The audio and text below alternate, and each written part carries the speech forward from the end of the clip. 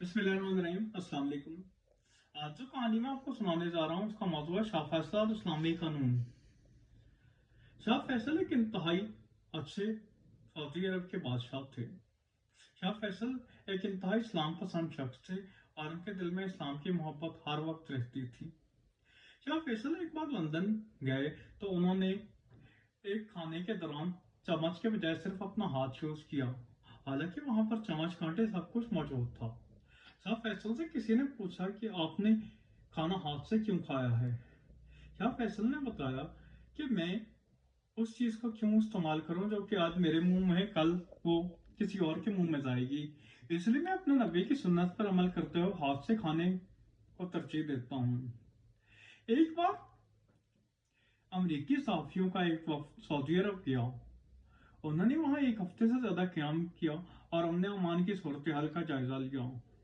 उन्होंने वहां एक बात इंतहा शिद्दत से नोट की और ये थी कि चोरी करने वाले का हाथ काट दिया जाता है। ये वक्त जब शाह फैसल से मिला तो उस वक्त के सरबराह ने शाह फैसल से कहा कि आप चोरी करने वाले का हाथ क्यों काट देते हैं, ये तो इंतहा शरीफ सजा है, इंसानी हकूक की खिलाफ वर्जी है और फलां फलां।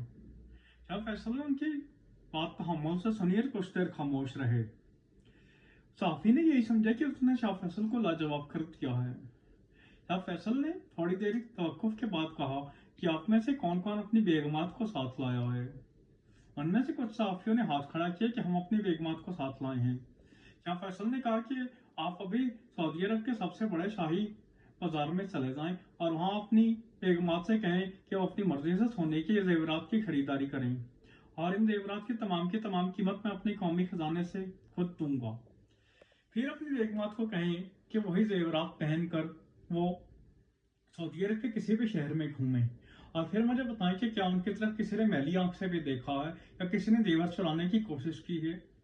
इसके बाद आप यही जेवरात पहनकर अमेरिका चले जाएं और आप ये बताएं कि क्या आपकी बेगमात यही जेवरात पहनकर घर तक पहुंच सकेंगी या नहीं।